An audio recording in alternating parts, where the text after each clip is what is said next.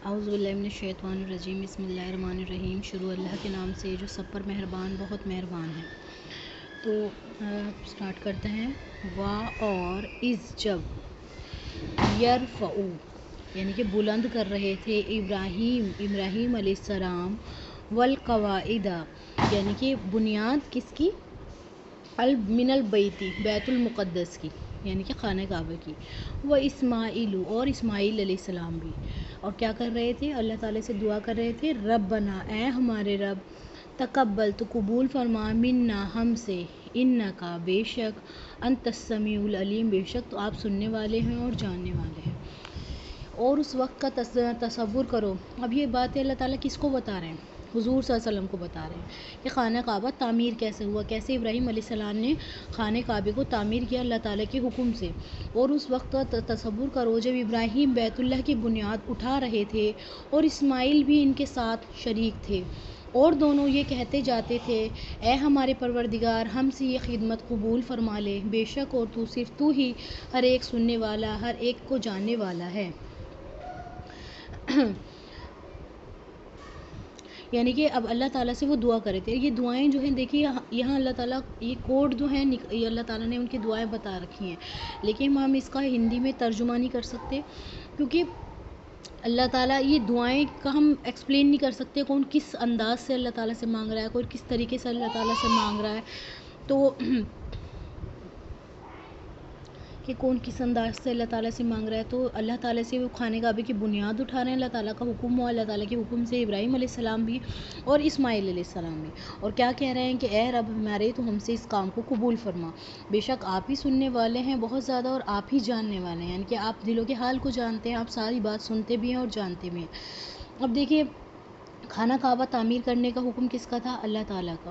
اور خانہ کعبہ تعمیر کر رہے ہیں، اتنا بڑا کام، جو کتنا بڑا کام ہے یہ جو اس کو انسان سوچ بھی نہیں سکتا. اللہ تعالیٰ نے اتنا بڑا ان سے کام لیا، پھر اس کام کو کر رہے ہیں اللہ تعالیٰ کے حکم سے کر رہے ہیں، لیکن تب بھی نہ تکبر ہے نہ کچھ. اللہ تعالیٰ سے کیا دعا کر رہے ہیں کہ اللہ تعالیٰ تو ہم سے قبول فرما لے اس کام کو، بے شک آپ سننے والے ہیں اور جاننے والے ہیں. تو جب بھی ہم کوئی نیکی کا کام کریں چاہے وہ چھوٹا سا ہو چاہے وہ بڑا ہو تو ہمیں کیا دعا مانگنی چاہیے اللہ تعالیٰ سے، کیونکہ ہمیں نہیں پتہ ہماری نیکیاں کے کام قبول ہو رہے ہیں. جب ابراہیم علیہ السلام بھی کوئی کام کرتے تھے ان کو بھی یقین نہیں ہوتا تھا کہ پتہ نہیں قبول ہوگا نہیں ہوگا اللہ تعالیٰ کی بارگاہ میں. تو ہم تو بہت گنہگار ہیں، ہم تو ہر وقت گناہ کرتے ہیں. انہوں نے تو کبھی اللہ تعالیٰ کی نافرمانی ہی نہیں کی.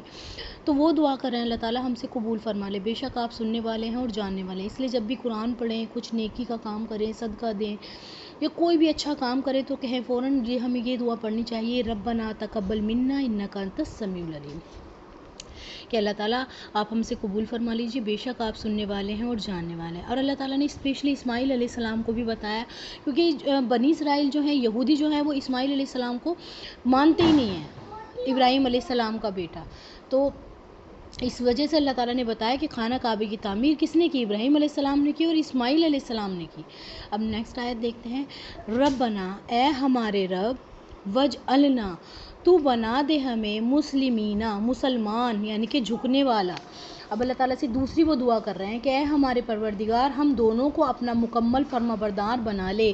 مسلمین کا مطلب کیا ہوتا ہے؟ مسلمان کا مسلمین یعنی کہ مکمل اللہ تعالیٰ کے آگے جھکنے والا فرما بردار. لکا ومن ذریتنا اور ہماری اولادوں میں سے بھی. اور کیا دعا مانگ رہے ہیں ساتھ میں؟ اپنے لیے نہیں مانگ رہے، ساتھ میں اللہ تعالیٰ سے اور ہمیں اپنا مکمل فرما بردار بنا لی اور ہماری نسلوں سے بھی ایسی امت پیدا کر جو تیری پوری تابع دار ہو. مسلماتن لکا وہ آرینا اور سکھا مناسکانا ہمیں اپنے عبادت کے طریقے اور اللہ تعالیٰ ہمیں اپنے عبادت کے طریقے سکھا.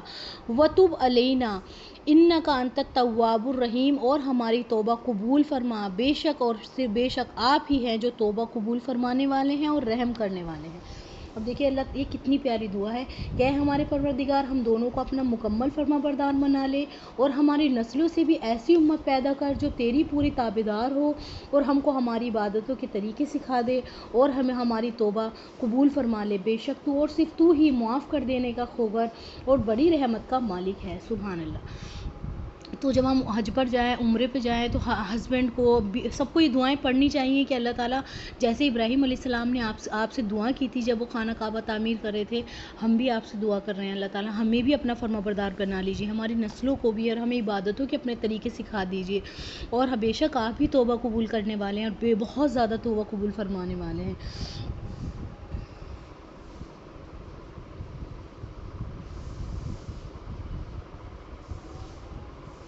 اب اللہ تعالیٰ دیکھیے اللہ تعالیٰ دعائیں فرماتا ہے، دل سے نکلی ہوئی دعاؤں کی تاثیر کیسی ترجمے کے ذریعے دوسری زبان میں منتقل نہیں کی جا سکتی، یعنی کہ ہم دعاؤں کو جو ہے ترجمہ نہیں کر سکتے کیونکہ دل کی گہرائیوں سے نکلی ہوئی ہوتی ہیں، چنانچہ ترجمہ صرف اس مفہوم ہی ادا کر سکتا ہے۔ یہاں اس دعا کو نقل کرنے کا مقصد ایک تو یہ دکھانا ہے کہ انبیاء کرام اپنی بڑے بڑے کارنامے پر بھی مغرور ہونے کے بجائے اللہ تعالیٰ کے حضور زیادہ عاجز و نیاز کا مظاہرہ فرماتے ہیں، اور اپنے کارنامے کا تذکرہ کرنے کے بجائے اپنی ان کوتاہیوں پر توبہ مانگتے ہیں جو اس کام کی ادائیگی میں ان سے سرزد ہونے کا امکان ہو، یعنی کہ انہیں ڈر رہتا ہے کہ اللہ تعالیٰ ہم سے ناراض نہ ہو جائے۔ تقویٰ ہر جگہ کیا بیلنس رکھتے ہیں پیارے نبی، اور کہ ہمارا تقویٰ بیلنس رہے، دوسرے ان کا ہر کام صرف اللہ کی رضا جوئی کے لیے ہوتا ہے، لہٰذا اس پر مخلوق سے تعریف کرانے کی فکر کے بجائے اللہ تعالیٰ سے اس کی قبولیت کی دعا مانگتے ہیں۔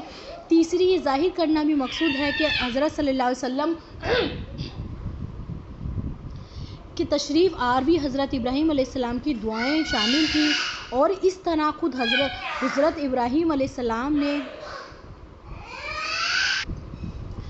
دیکھیے پھر حضور ابراہیم علیہ السلام دعا کر رہے ہیں، اس دعا میں کون شامل ہے؟ حضور صلی اللہ علیہ وسلم، کہ اللہ تعالیٰ سے دعا فرما رہے ہیں، اور اس طرح خود حضرت ابراہیم علیہ السلام نے تجویز دی تھی کہ آپ نہ بنی اسماعیل میں سے مبعوث ہوں نہ کہ بنی اسرائیل میں سے۔ اس دعا میں حضرت ابراہیم علیہ السلام کی زبان سے حضور نبی اکرم صلی اللہ علیہ وسلم کی تشریف آوری کی بنیاد مقصد بھی بیان فرما دی ہے۔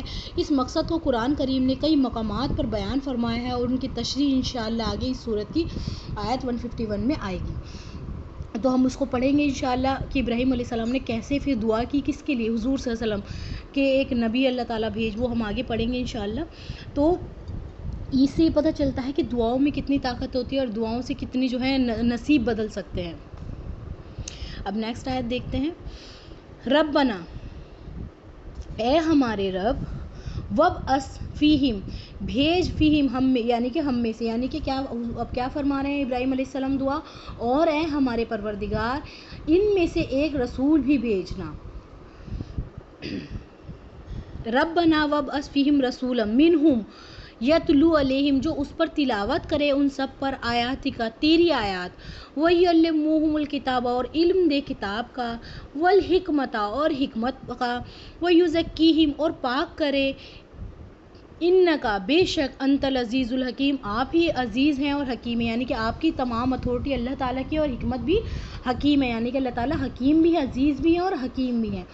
تو اب ابراہیم علیہ السلام جو ہیں تیسری دعا کر رہے ہیں، دیکھیے خانہ کعبہ تعمیر ہو رہا ہے، اور تیسری دعا کر رہے ہیں کہ ہمارے پروردگار ان میں سے ایک ایسا رسول بھی بھیجنا جو انہی میں سے ہو، جو ان کے سامنے تیری آیتوں کی تلاوت کرے، انہیں کتاب اور حکمت کی تعلیم دے، اور ان کو پاکیزہ بنائے۔ بے شک تیری اور صرف تیری ذات ہے وہ، جس کا اقتدار بھی کامل ہے، جس کی حکمت بھی کامل۔ اب دیکھیے حضور صلی اللہ علیہ وسلم کے لیے دعا کر رہے ہیں، یعنی کہ اللہ تعالیٰ ایسے ایک نبی بھی بھیجنا جو لوگوں کو کیا کرے، کہ اے رسول بھیجنا جو انہی میں سے ہو، یعنی کہ ابراہیم علیہ السلام کی نسل میں سے، یعنی کہ کتنی پیاری وہ دعا کر رہے ہیں اپنی اولادوں کے لیے، پے در پہ آنے والی نسلوں تک کے لیے دعا کر رہے ہیں۔ تو ہم کیا دعا کرتے ہیں؟ اللہ تعالیٰ پیسے دے دے، کاروبار دے دے، یہ دے دے، وہ دے دے۔ ہم یہ نہیں دعا کرتے کہ اللہ تعالیٰ ہمارے بچوں کو نیک بنائے، یا ہمارے بچوں سے بہترین کام لے لے، بڑا کام لے لے، یا ان کو ابراہیم علیہ السلام کے نقش قدم پر چلنے والا بنا دے۔ ہم ایسی دعائیں کہاں مانگتے ہیں؟ ہم پتہ نہیں کیا کیا دنیا مانگ کر بس فارغ ہو جاتے ہیں، ہم یہ سوچتے ہیں کہ دنیا ہی سب کچھ ہے، لیکن جب اللہ تعالیٰ یہ دعائیں ہم دیکھتے ہیں تو ایسا لگتا ہے کہ نہیں، ابراہیم علیہ السلام کی ہمیں دعائیں دیکھنی چاہیے کہ انہوں نے کیا کیا مانگا اپنے اولادوں کے لیے، اور ہمارے پروردگار ان میں سے ایک ایسا رسول بھی بھیجنا جو انہی میں سے ہو، یعنی کہ ہماری نسلوں میں سے ہو، جو ان کے سامنے تیری آیتوں کی تلاوت کرے۔ اب حضور صلی اللہ علیہ وسلم پر کیا نازل ہوا تھا؟ قرآن۔ وہ کیا کرتے تھے؟ لوگوں کو کس کی طرف بلاتے تھے؟ اللہ تعالیٰ کی طرف، قرآن کے ذریعے، انہیں کتاب و حکمت کی تعلیم دے۔ اب حضور صلی اللہ علیہ وسلم کیا کرتے ہیں؟